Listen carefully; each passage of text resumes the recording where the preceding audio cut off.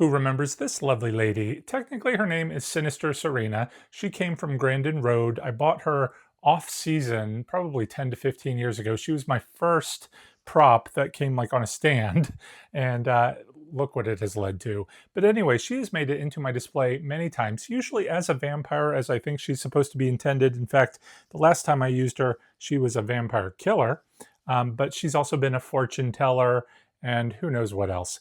But today we are going to transform her into Medusa because I am doing a Medusa theme in my guest bathroom this year. And I haven't done Medusa before. Obviously, she doesn't have snakes in her hair, but I bought this cheap sort of headband from Amazon and just spray painted it with my favorite fluorescent paint from Home Depot. I've used this on so many props this year and in years past to give everything the nice glow under black light. So let's go ahead and put this on her head and see how she looks. That doesn't look too bad. I think the green really pops against her white hair. Of course, normally she's a little bit taller than this. I did take out part of her stand, otherwise she'd be standing too tall for us to look at. But I also have some other things that we can put on her, including a snake necklace, some snake earrings, but I'm not sure, obviously, that I'm going to be able to... She doesn't even have ears. But I think if I hang it right there in her hair, it's going to stay and give the illusion of earrings. We also have some hair clips. I think they're hair clips. I'm not really sure. It might be a little overkill at this point. I can just attach it to her costume here in the lace on the shoulders as just like a decorative detail. All of these things are really going to glow in the dark under the black light. But before we put her up, we need to deal with the artwork that's there in the room. So as you can see behind me, I have got my first giant piece of artwork here. If you watch my Decorate With Me video, I kind of walk through how I made one of these for that display. So I'm not going to do it again. But here you can see I've just basically taken a blacklight reflective backdrop that I got from Amazon. You can find blacklight reflective backdrops in almost any design. And I, of course, love anything that will glow under blacklight. I used door frame molding, just hot glued together with the corners mitered to make a frame for it. Very simple, very effective. Let's go put it up. From the bathroom, it's hard to get this entire frame in the shot, so I wanted you to see what it looked like here in the hallway beneath these clown pictures, which are the transition between the clown zone to the Medusa zone. I really liked how the clowns all have these sort of strange glowing eyes like Medusa would. I had actually tried to get ChatGPT to make me some clown heads that looked like they were turned to stone, as if Medusa had turned them to stone, but it was too difficult to get exactly what I wanted, so I think I will just leave them as they are. Let's see if we can get this giant thing installed. Here you can see what it looks like on the back side. The wall hanging itself was much larger than I needed for my small space, so I really just folded it over and tacked it into place with a staple gun. Here on the side, I have added some eye hooks and hanging wire, and that's what we're going to use to hang it there on the wall. But first, we need to take down the existing wall hanging. Normally, I don't like to add new holes to my walls, and this piece of hanging art has oddly centered hooks that don't line up, so I'm going to center one hook about here in the middle where it's going to hide behind these panels and we won't see it in the future. Let's take this down. It actually looks like I may have done this in the past. There is an existing hole here in my wall. And we are finished. It takes up almost the entire width of this wall. I would have liked to hang it a little bit higher so maybe it was in line with the top of the door frames, but that's just me because I'm picky about these things. But we're going to call it done. Which means it's time to deal with this side of the room. So I'm going to go ahead and clear off this shelf and take down the artwork as well as the mirror because I have a brand new mirror going up and something special for the shelf. It's starting to look very bare in here.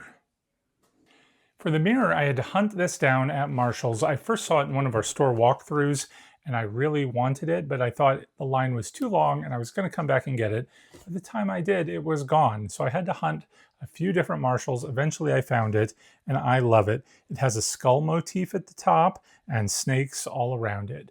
Of course, I don't like to leave just a mirror for people to look into. I need to put something on the mirror as well. So I was thinking either a skull, which actually seems like it would fit relatively well in there, or because it's Medusa and we have our eye theme going on, we have these eyes that could be looking through the mirror as well.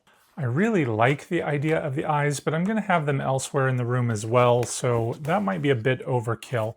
And I like the simplicity of the skull. It's kind of elegant. Let's go ahead and put this on.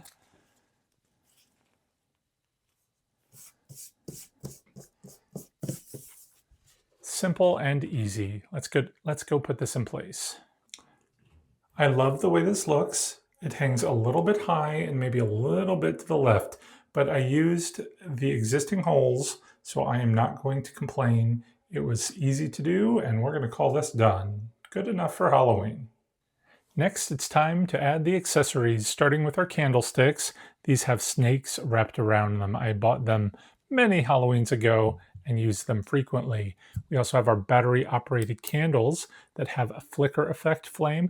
I really like that. Now, I do have other battery-operated candles that use a remote control to turn on and off, and that drains the batteries so fast. These have been going for well over a month. Let's see, about a month and a half now, actually.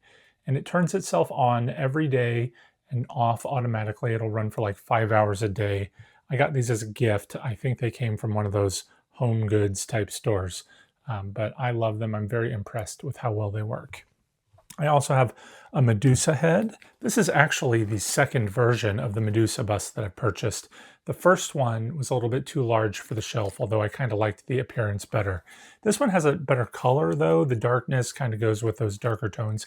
I actually, after I purchased this one and had it for quite a while, I saw a different one in the store that I liked even better. It had green snakes that are going to go great with that artwork that we just put up, but I'm just calling it a day.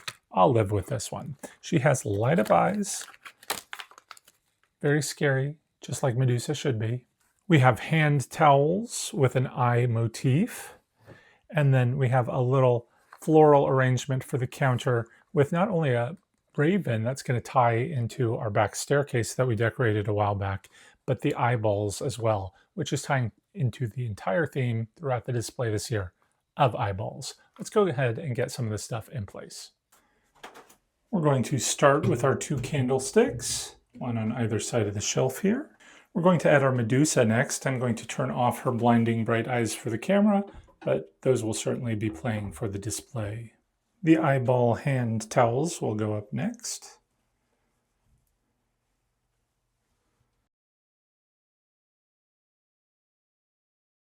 One thing I'm not thrilled with is we have a couple of exposed screws from the artwork we took down.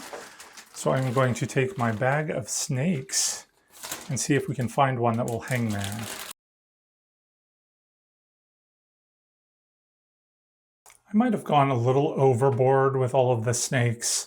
We have them on the toilet, on the sink, even on the floor. And we are not done yet because I have a toilet bowl cover. It's just peel and stick, and it makes it look like the toilet lid is an open toilet seat with these scary snakes coming out. I'm not sure we still need our little decorative floral arrangement, but let's go ahead and put it here and see what it looks like.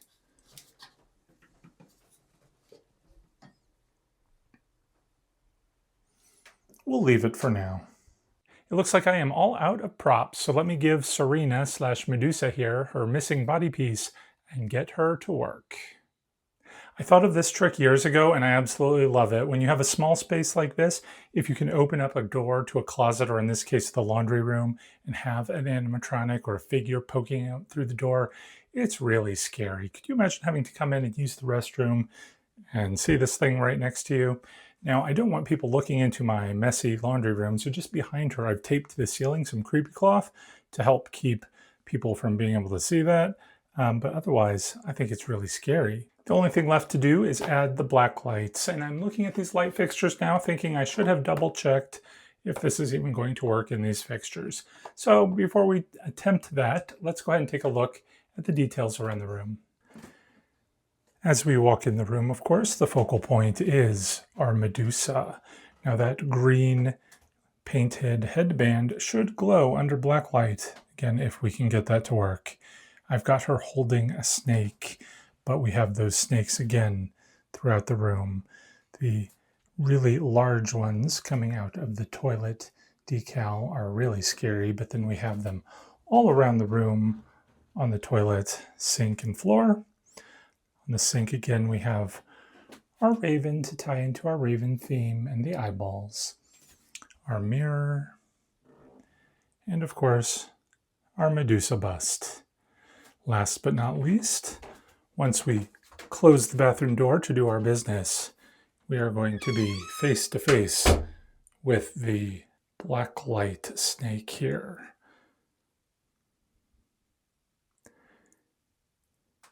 It peeks out just enough from behind the door, and it's Master Medusa. So the good news is I was able to change the light bulbs in the fixture to the black light bulbs, and we will take a look at the scene in black light here at the end of the video. Before we go, I did want to say a special thank you to all the patrons who help support the channel.